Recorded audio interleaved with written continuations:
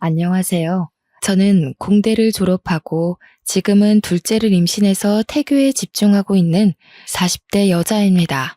제가 들려드릴 이야기는 저에게 불과 몇 년 안 되어 일어난 일들이며 사건의 일부는 현재 진행 중입니다. 그래서 더욱 사연을 올리기가 두렵기도 하고 주변에서 알아볼까봐 자세하게 쓰기 어려운 점 이해 부탁드려요. 하지만 그냥 조용히 넘어가기엔 제 속이 문드러질 것 같고 혹여라도 이 사연을 보시고 마음에 짐이 있으신 분들은 시원하게 해결하시라고 용기 내봅니다. 지금부터 제 기가 막힌 이야기를 시작해 보겠습니다. 처음에 말씀드렸다시피 저는 공대를 졸업했습니다. 공대 특성상 남자 비율이 훨씬 높아서 저는 대학 다닐 때 참 인기가 많았었어요. 솔직히 어디 가서 빼어나게 예쁜 얼굴은 아니지만 못났다는 소리는 단 한 번도 들어본 적 없었습니다. 대학 생활을 하면서 살면서 이렇게 많은 고백을 받아볼 일이 있을까 싶을 정도로 대시를 많이 받았습니다. 하지만 그 당시에 저는 연애에는 딱히 관심이 없었고 통금까지 있었을 정도로 아버지께서 엄하셨기 때문에 엄두도 내지 않았죠. 보통은 제가 한두 번 거절하면 다들 물러서곤 했는데 딱 한 선배만큼은 제가 귀찮을 정도로 저한테 들어붙었습니다. 그 선배의 이름은 김주은이었어요. 솔직히 성격이 별로 좋아 보이진 않아서 친하게 지내거나 그런 일은 없었던 선배였습니다. 생긴 건 그래도 잘생긴 편에 속하긴 하는데 은근히 느껴지는 약간 날라리의 기운이 있었다고 하시면 이해하기 쉬우실까요? 굳이 성격 이야기를 한 건 툭하면 후배들 불러다가 인사 안 한다고 기합 같은 걸 주기도 하고 억지로 동기들에게 술을 먹이기도 하고 그랬어요. 그래서 참 사람이 덜 됐구나 하고 생각했었는데 싸움도 꽤 잘하는지 다른 선배들도 주은 선배한테는 함부로 못하더라고요. 저는 성인이 되어서까지 힘자랑을 하는 그 사람이 그렇게 좋아 보이지 않았습니다. 당연히 고백도 거절했고요. 하지만 그럴수록 저한테 더 다가오려고 하더라고요.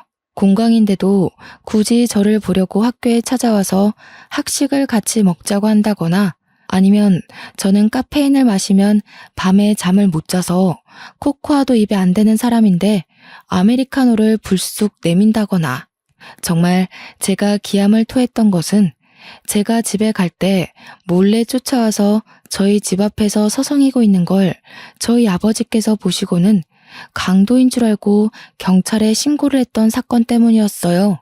경찰서에 가서 저한테 강도 아니라고 학교 선배라고 설명해달라고 빌고 저희 아버지는 학교 선배가 왜 집 앞에서 서성이냐고 스토커 아니냐고 소리 지르고 한동안 과에 소문이라도 날까 쪽팔렸는지 수업도 안 나오더라고요.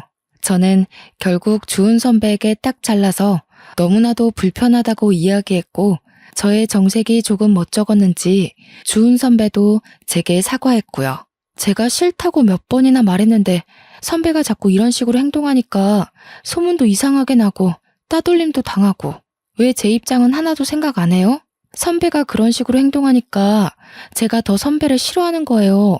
제가 죽었다 깨어나도 선배 같은 사람이랑은 사귈 생각 없고요.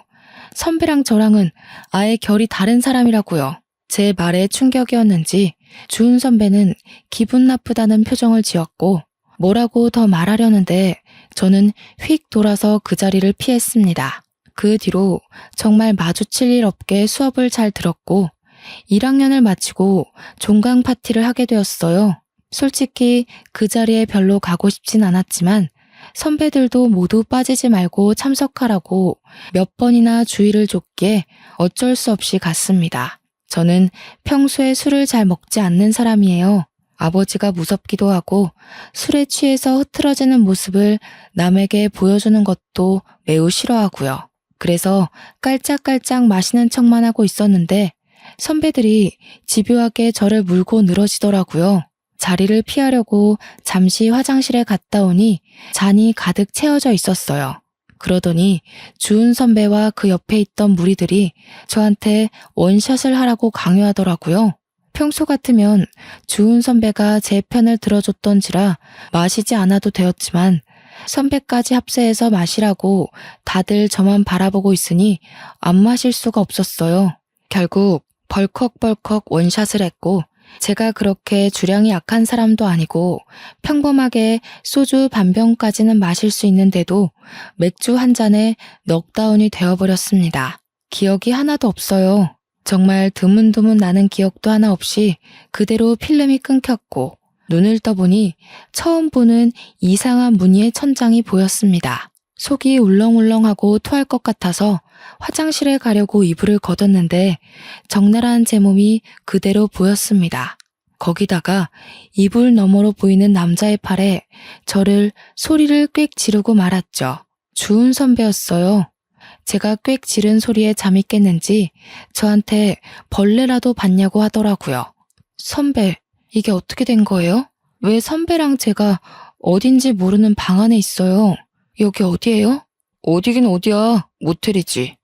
어제 술 먹고 집에 못 가겠다고 나한테 여기 들어와서 쉬자며. 제가 그랬다고요? 기억이 하나도 안 나요. 선배가 절 어떻게 한 거 아니에요? 나를 왜 그런 이상한 범죄자로 몰아? 너 이러려고 나보고 모텔 가자고 한 거야?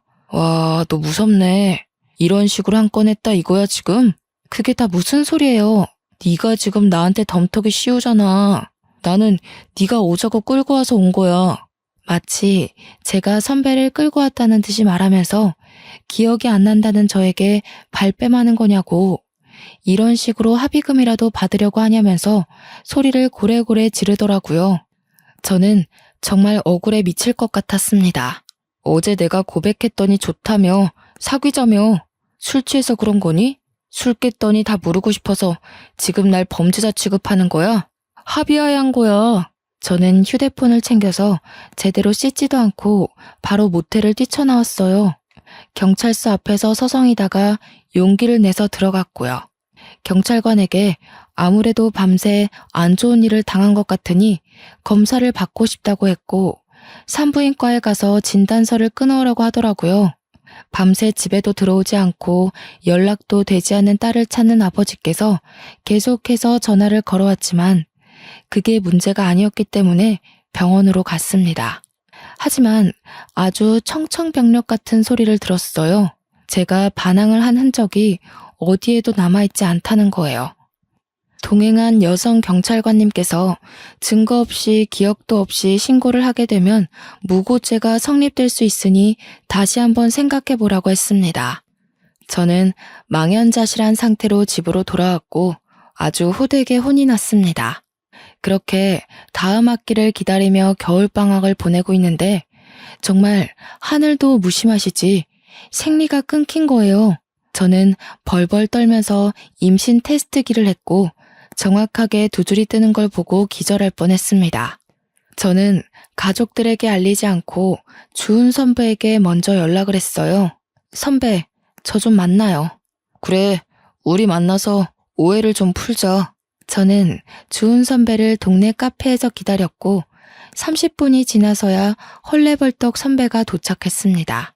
저의 얼굴이 어두워졌는지 무슨 일 있느냐고 물어보더라고요. 선배, 저 임신했어요. 하지만 이제 겨우 20살이고 아직 학교도 1년밖에 다니지 못했어요. 그러니까 애를 지워야 해요. 도와주세요. 그게 무슨 말도 안 되는 소리야. 내가 책임질게. 현실적으로 생각해요. 지금 우리 대학생이라고요. 그게 무슨 문제야. 나는 군대도 다녀왔고 이제 1년만 더 학교를 다니면 졸업이야. 너 출산할 때쯤엔 나도 취업을 할 수 있어. 그러니까 우리 결혼하자. 저는 이 사람을 믿고 결혼해야겠다는 생각이 전혀 들지 않았어요. 무조건 책임질 수 있다, 먹여 살리겠다, 호언장담하는 선배가 답답할 뿐이었죠.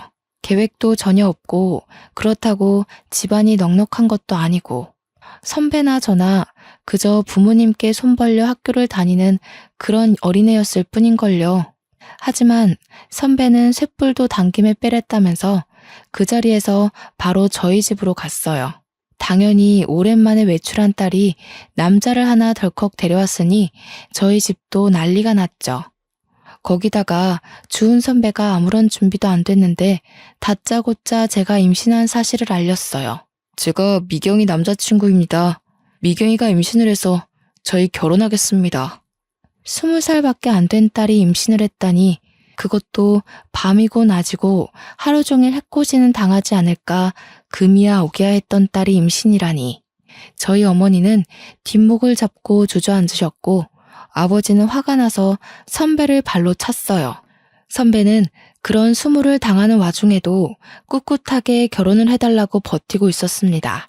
이성을 찾은 부모님께서 한동안 말이 없으시다가 한숨만 푹푹 내쉬고 어머니는 눈물까지 흘리셨어요. 그런 모습을 보면서 저도 눈물이 쉴 새 없이 흘렀습니다. 하지만 이미 임신은 했고 남자는 결혼하겠다고 하는 마당에 저희 부모님께서 뭘 더 어쩔 수 있었겠어요.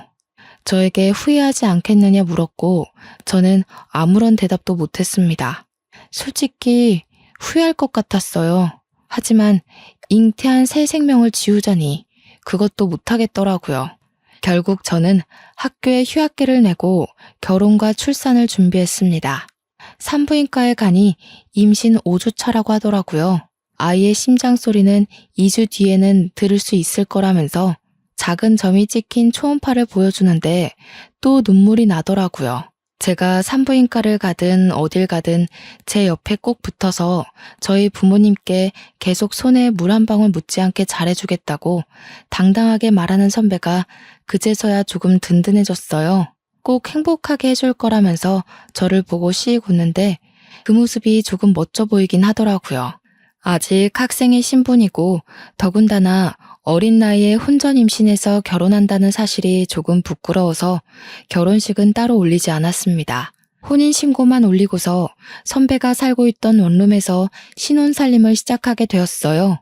원룸의 환경은 솔직히 좋지 않았고 당장 집을 구할 만큼의 돈은 융통할 수 없어서 어쩔 수 없이 들어가 살게 되었습니다. 선배의 본가는 경상도였어요. 그래서 학교 생활을 위해 서울에서 자취를 하고 있었던 거였죠. 제가 배가 점점 불러오고 아이가 태어나면 원룸에서 키울 수는 없었기 때문에 친정으로 들어가겠다고 말했습니다. 여기 방음도 안 되고 시설도 별로여서 아이를 키우기 힘들 것 같아요. 그러니까 친정집에 들어가서 출산 준비를 하면 좋을 것 같아요. 그게 무슨 소리야? 너 내가 3대 독자인 건 알고 있지?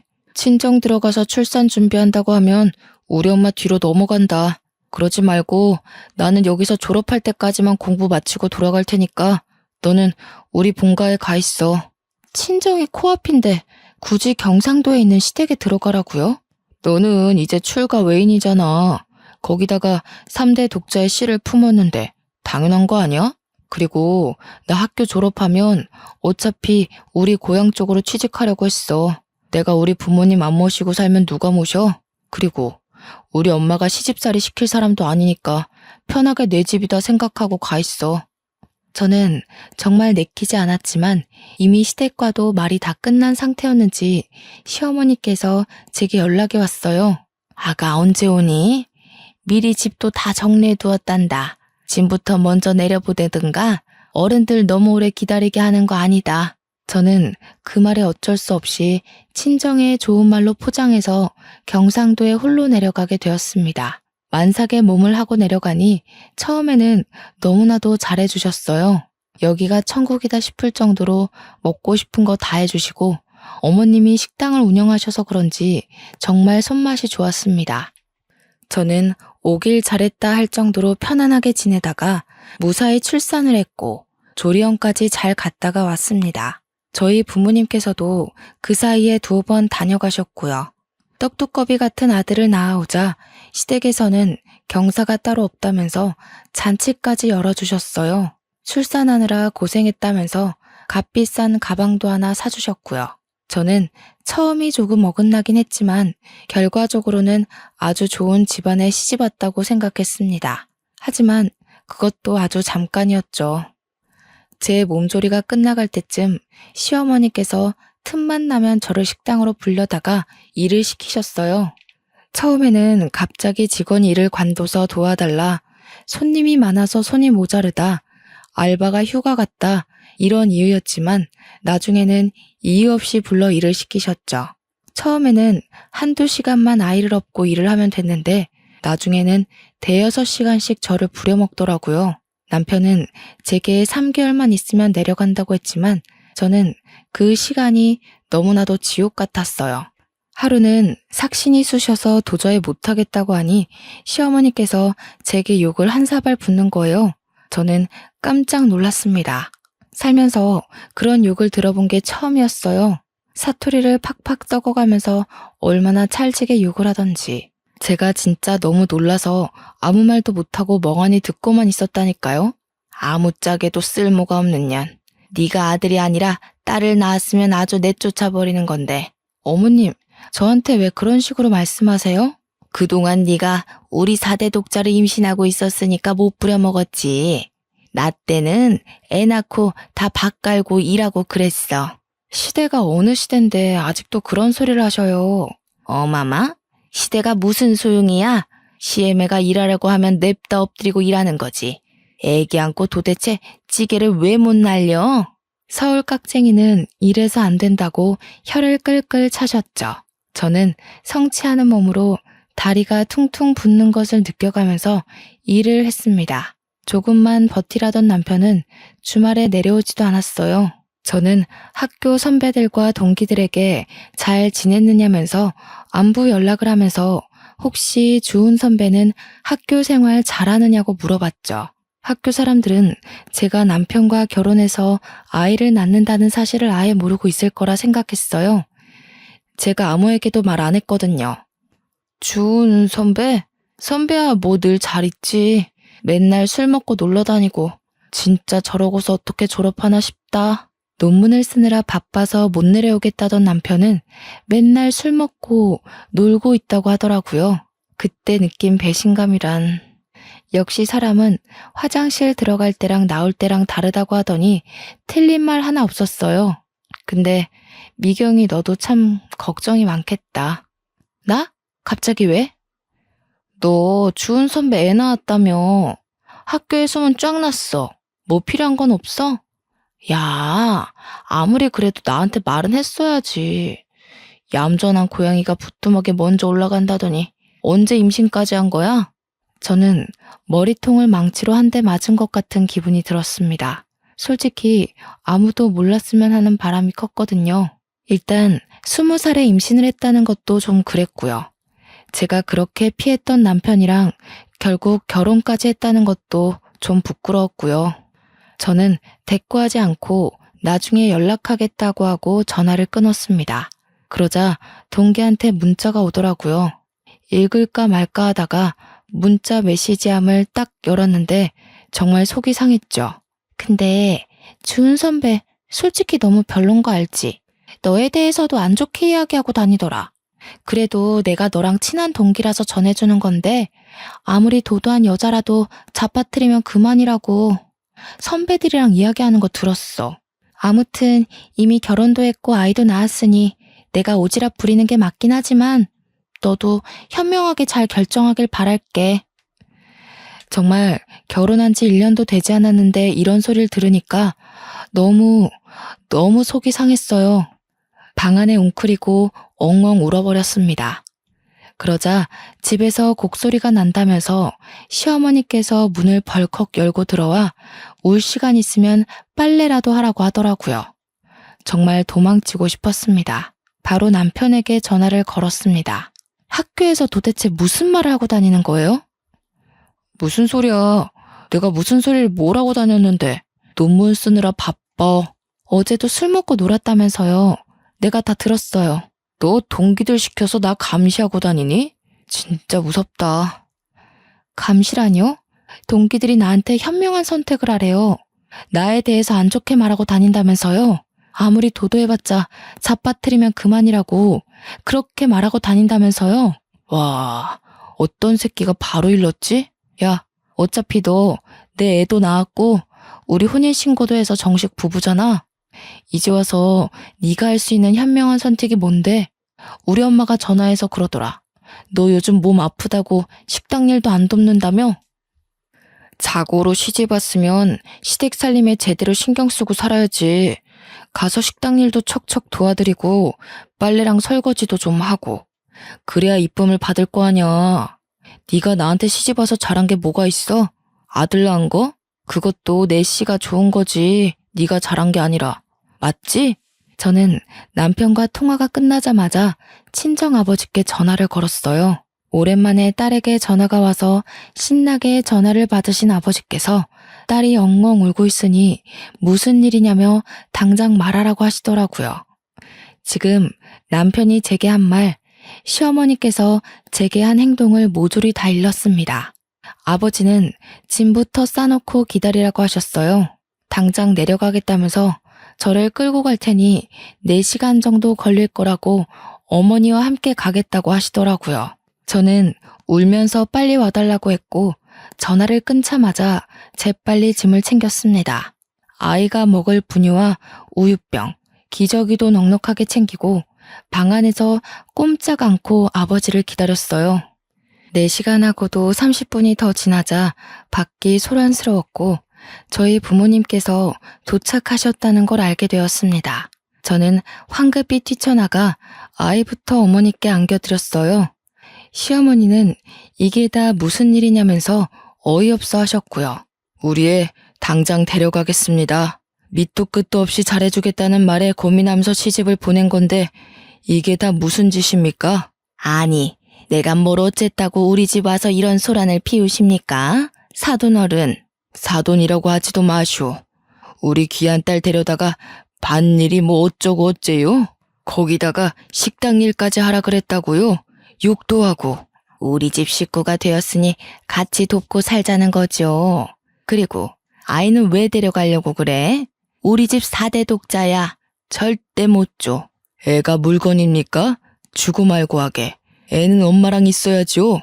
아버지는 시어머니의 팔을 확 뿌리치고는 가방을 챙겨서 저와 아이를 차에 태우셨습니다. 시어머니는 당연히 난리가 났죠. 당장 내 손주 내놔라 하면서 소리를 쳤지만 아버지는 차문을 잠가버리시고는 집으로 출발하셨습니다. 저는 아버지 차 안에서 정말 꿀잠을 잤어요. 그렇게 맘 편히 잔 것도 참 오랜만이었습니다. 집에 도착해서 엄마가 차려주는 밥상을 보니 정말 제가 불효를 저질렀다는 걸 알게 되었죠. 눈물이 자꾸만 나와서 밥을 못 씹겠더라고요. 그런 저를 보면서 아버지도 눈물을 슬쩍 훔치셨고요. 아이를 봐줄 테니 들어가서 푹 쉬라는 말에 정말 오랜만에 울고불고 보채는 아가를 어머니께 맡기고 방으로 들어와 단잠에 빠졌습니다. 그간 몇 시간 못 자고 일하고 애보고 정말 힘들었는데 내 집에서 푹 자도 된다는 생각을 하니 깊게 아주 오래 잠이 들었어요. 뭔가 쿵쾅거리는 소리에 눈을 떠서 휴대폰을 보니 다음날 오전 11시더라고요. 정말 14시간 정도를 깨지 않고 푹 잔 거예요. 그래서인지 몸도 상쾌하고 좋았습니다. 휴대폰에 찍힌 남편의 부재중 통화 40통을 보기 전까지요. 소란스러움에 후다닥 거실에 나가보니 시어머니께서 짐을 바리바리 싸들고 거실에 앉아 계셨어요. 아버지와 어머니는 화가 잔뜩 나 있었고요. 저를 보자마자 시어머니께서 아주 불쾌하다는 듯 말씀하셨습니다. 우리 집 4대 독자를 데려가고도 무사할 것 같니? 나도 여기서 좀 지내겠다. 식당도 문 닫고 왔으니 아주 시간 많아. 당장 내 손주 안 내놓을 거면 나도 너네 친정에서 너희 엄마 밥 먹으면서 편하게 좀 쉬자. 이게 무슨 몰상식한 짓이에요? 내가 가방끈이 좀 짧아요. 배운 게 없어. 어릴 때부터 식당 일 하느라 못 배웠거든. 그러니까 내 손주 내놓으시던가 아니면 나도 여기서 살 거니까 그런 줄 아쇼. 저는 정말 애를 줘버리고 싶었지만 저 똘망똘망한 눈으로 우리 어머니의 품속에 폭 안긴 아가를 보면 차마 그럴 수 없었습니다. 저는 어쩔 수 없이 남편에게 전화를 걸었어요. 남편도 이 사정을 모두 알고 있는지 전화를 받자마자 저한테 쏘아대더라고요. 그러게 왜 생각 없이 짐을 싸서 그렇게 나가고 그래? 어? 내가 오죽 힘들었으면 그랬겠어요? 나한테 손에 물 한 방울 안 묻히게 해준다면서요. 그땐 그때고 지금은 지금이지. 됐고, 이렇게 된 거 우리 엄마 따끈한 밥상이나 잘 챙겨드려. 놓친네 경상도에서 버스 타고 올라오느라 아주 힘드셨을 텐데. 몸도 좀 주물러 드리고. 아버지는 제 전화를 뺏어서 남편에게 당장 친정으로 오라고, 오지 않으면 아주 큰일 나게 될 거라고 했습니다. 남편은 아버지껜 깨갱하고 알겠습니다 됐고 하고 바로 전화를 끊더라고요. 그리고 정말 30분 만에 쏜살같이 친정집에 왔어요. 당장 사돈 어른 모셔다 드리고 와. 그리고 나서 이야기하자. 어머, 제가 왜요? 며느리 고집 제대로 꺾어야지 아니면 못 갑니다. 어디 우리 손이 귀한 집안에 시집와서 아들을 낳아놓고 도망을 갑니까? 우리 손주는 절대 못 줍니다. 저 기집애가 고집 꺾을 때까지 내가 여기 단단히 버티고 있을 거예요. 누구 보고 기집애라고 하시는 거예요? 미경아, 그동안 이런 취급 받으면서 살았던 거니? 이런 취급은 아니었고요. 미경이가 계속 고집 부리니까 저희 어머니도 어쩔 수 없는 거죠. 다들 화내지 마시고 미경이도 친정에서 몸 좀 편하게 있고 저희 어머니도 여기서 손주 보면서 식당 일도 좀 쉬시고 하면 좋죠. 장모님께서 저희 엄마 몸보신 좀 해주세요. 맛있는 거 좀 대접해 주시고. 남편의 말에 화가 나신 아버지는 남편의 뺨을 치셨고, 시어머니는 그 모습을 보고 제 머리채를 잡고 난리를 치셨습니다. 제 머리채가 잡히자 저희 어머니는 시어머니의 머리채를 잡았고요. 남편은 뜯어 말린답시고 낑겨서 낑낑거렸고요. 저희 아버지는 그대로 경찰을 불렀습니다. 경찰이 오고 온 가족이 만신창인 채로 조서를 썼고요. 저희 아버지는 당장 이혼하라고 엄포를 놓았습니다. 물론 저도 이혼하고 싶은 생각이 굳건했고 시어머니만큼은 죽어도 안 된다 하셨지만 아버지께서 안 되면 소송이라도 불사하겠다 하셨죠. 경찰서까지 온 마당에 뭐가 더 두렵겠습니까? 하지만 먼저 손을 올린 게 저희 아버지였기 때문에 시댁에서는 그걸 빌미로 아이의 양육권을 달라고 요구했습니다. 결국 합의 이혼으로 끝나지 않아서 소송을 걸게 되었고요. 아버지의 사건과는 별개로 이혼 소송이 진행되었고 당연히 친권, 양육권 모두 아이가 어려 저에게 오게 되었습니다. 저는 그렇게 지긋지긋한 2년을 보내고 화려한 돌싱이 되었습니다. 고작 2년밖에 지나지 않았다는 게 2년 동안 일어난 일이라는 게 놀라웠죠. 저는 당당하게 학교에 복학 신청을 냈습니다. 어차피 다 알려졌다고 해도 저만 당당하면 되는 거 아니겠어요? 이혼 소송에서도 승소했고요. 저는 지은 죄가 없기 때문에 더 당당할 수 있었어요. 저를 알아보는 동기와 선배들도 있었지만 오히려 제가 떳떳하게 나가니 제게 전 남편에 대한 이야기를 묻지 않더라고요. 저는 그렇게 23살 나이로 2학년으로 복학했고 무사히 26살에 졸업까지 하게 되었습니다. 제가 졸업할 즈음 담당 교수님께서 대학원으로 진학할 것을 권유해 주셨고 저는 가족들과 상의 끝에 대학원을 가기로 했습니다. 때마침 어린이집에 자리가 나서 아이를 어린이집에 맡길 수 있었거든요. 대학원에 가니 저와 엄청 친했던 건 아니지만 그래도 안면이 있던 선배가 연구실에 있더라고요. 그 선배 덕에 저는 연구실에 적응을 잘할 수 있게 되었고 팀의 주축인 선배를 따라서 논문 주제도 정할 수 있었고요. 그렇게 1년, 2년 시간이 지나고 선배가 논문을 완성하면 이제 연구실도 떠나게 되어 다 같이 송별회라도 해야 하는 것 아니냐고 이야기를 나누고 있는데 선배가 대뜸 저에게 그러지 말고 연애를 하자고 하더라고요. 저는 그래 어차피 연애뿐인데 뭐 어떤가 싶어서 선배와 사귀기로 했어요. 사귀는 동안 참 선배가 괜찮은 사람이라는 걸 느꼈습니다. 아이 때문에 급하게 제가 약속을 깨버리는 날에도 화를 낸 적 없고 아이가 아파 응급실에 가야 할 때도 발벗고 나서주곤 했어요. 아이에게 아빠가 필요한 순간에 선배가 그 자리를 채워주었습니다. 그렇게 연애를 계속 해오면서 저도 모르게 선배에게 참 많이 의지했던 것 같아요. 헤어지는 게 무섭고 두려워지더라고요. 그러던 어느 날 선배의 연구 결과를 인정받아 대기업에 취업이 확정되고 선배네 부모님께서 대뜸 저를 보고 싶다고 했다고 하시더라고요.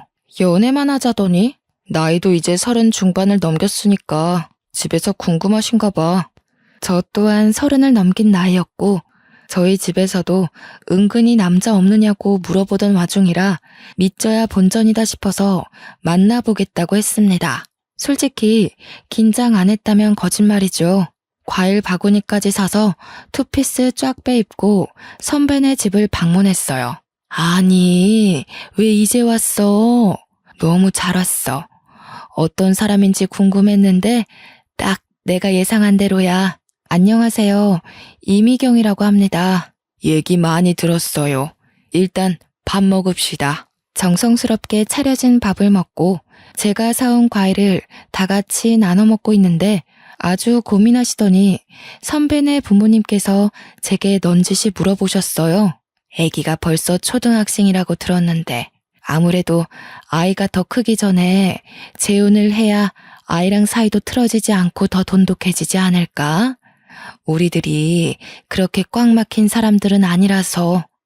연구원 부부가 얼마나 멋있어.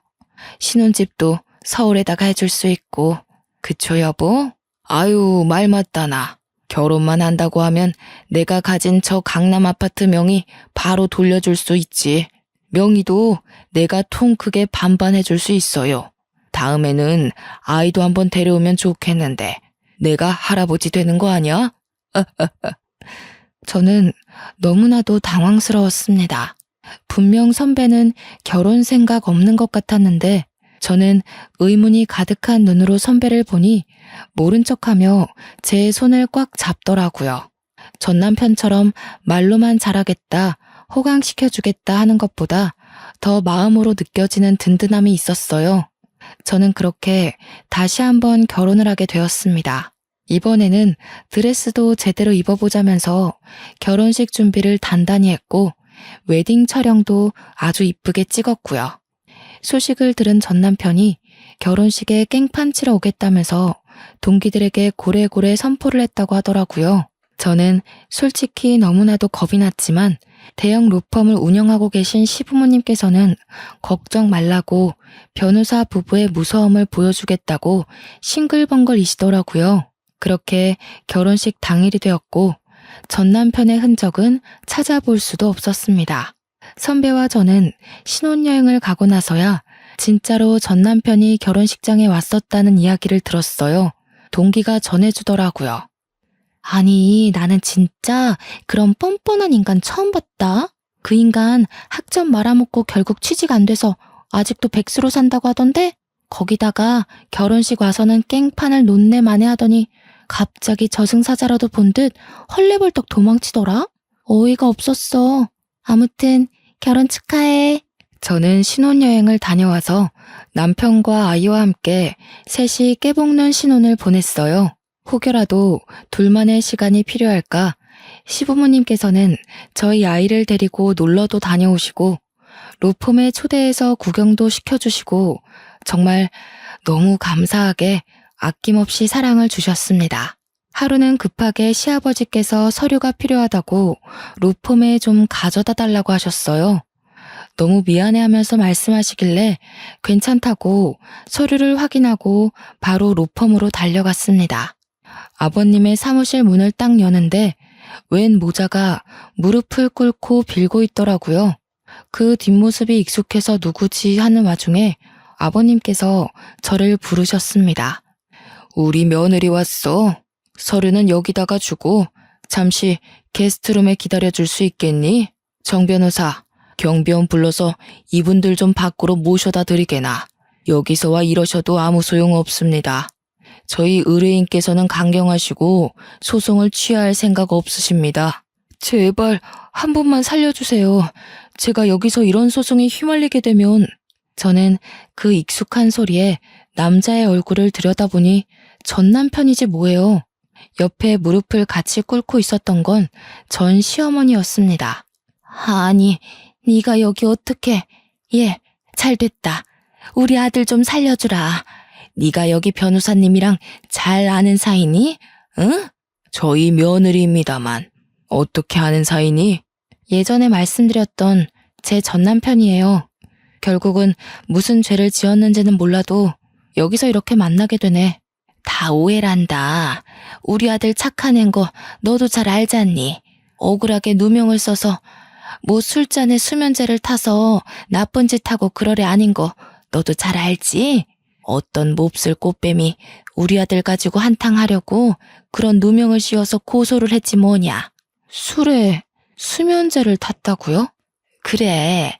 수면제를 타서 잠이 들게 해가지고 기억이 없다면서 우리 아들을 글쎄 입에도 담기도 힘든 그런 일로 고소를 했어. 저는 그제서야 제가 당했던 지난 일들이 떠올랐어요. 종강 파티를 갔다가 맥주 한 잔에 기억을 잃고 모텔에서 눈을 떴던 일. 그로 인해 임신해서 지옥 같은 시집살이를 당했던 일 모조리 말이에요. 김준, 너 나한테도 그렇게 한 거야? 전 남편은 아무런 말도 않고 고개를 숙이고 있었고 저는 눈물이 팍 터져 나왔죠. 벌벌 떠는 저 모습이 진실이라는 걸 대신 말해주는 게 아니겠어요? 시아버지께서는 이 이야기를 듣고 대충 눈치를 채셨는지 아주 화가 잔뜩 나셨습니다. 이런 몹쓸, 증거도 지금 확실한 거 아시죠? 술집 가게 CCTV에 수면제를 탄 장면이 찍혀 있단 말입니다. 다 오해라니까요. 오해가 아니라고요. 나한테도 그랬단 말이에요. 나는 저 사람 말만 믿고 내가 술에 취해 기억을 못하는 거라고 나 스스로를 자책했어요. 내가 우리 부모님 가슴에 대못을 박았다고 아프다고 말도 못하고 당신의 모진 시집살이를 견뎌내면서 살았다고. 아니 얘가 이제 와서 왜 다 우리 아들 탓이야? 당신 아들 탓을 한다고? 아들을 도대체 어떻게 키웠길래 저렇게 뻔뻔하게 범죄를 일으키고도 여기 와서 사죄를 해? 피해자한테는 사과했어 당신? 피해자한테 진심으로 사과했냐고. 나한테도 가스라이팅 해놓고 그랬을 리 없지. 너는 아주 콩밥 제대로 먹어봐. 제 눈치를 보면서 이러지도 못하고 저러지도 못하는 전 남편을 보고 저는 확신을 했고 경비원에게 끌려나가는 두 사람을 보면서 복수를 결심했습니다. 저는 시아버지에게 수치스럽지만 제가 당했던 일을 낱낱이 고했고 그간 전 남편과 같이 어울렸던 동기 선배들에게 연락을 돌려 증언을 얻어냈습니다. 이런 일이 한두 번이 아니었고 죄책감을 느끼고 있던 전 남편 친구도 있더라고요. 그래서 모든 증언을 한 곳에 모아서 결국 법정에서 증거로 제출했고 받아들여졌습니다. 당연히 전 남편은 징역 5년을 선고받았고 그 이후에 전 시댁에서 찾아와 저에게 엎드려 빌고 시부모님에게 사정했지만 얄짤없었죠. 이 일을 계기로 저희 아들에게도 접근할 수 없도록 접근 금지 명령도 내렸습니다. 이게 다 법조인인 시부모님 덕분에 일사천리로 진행될 수 있었죠. 아직 위자료 관련한 부분에 있어서 법원 판결이 나지 않아 기다리고 있는 중입니다. 기다리는 와중에 정말 너무나도 감사하게 저희 부부에게 둘째가 찾아왔어요. 당연히 저희 시댁에서는 경사가 났다면서 제가 침대 밖으로 나올 수도 없게 극진히 대접해주고 계시고 이런 시댁의 사랑을 받는 모습을 보고 저희 친정 부모님도 좋아하시고요. 양가가 서로 친하게 지내면서 서로를 생각해주는 모습이 딱 제가 원하던 이상적인 부부의 모습이었답니다. 저는 이 행복을 가지고 앞으로 마무리해야 할 전 남편과의 소송을 잘 이겨내 보려고 합니다. 아마 든든한 저희 시부모님 덕분에 소송에서 지게 될 일은 단 1%도 없지만 그래도 끝까지 아주 나락으로 보내버릴 예정입니다.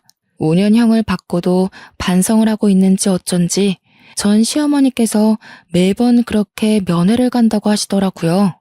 둘이 아주 부둥켜 앉지만 않았지 울고불고 한다고 하던데 남의 눈에서 눈물을 그렇게 뽑아댔으니 지들 눈에서는 피눈물 흘려야죠. 저도 마음 아주 단단히 먹고 이겨낼 겁니다. 도와주는 가족들이 옆에 있으니까요. 지금까지 제 이야기를 들어주셔서 너무나도 감사합니다.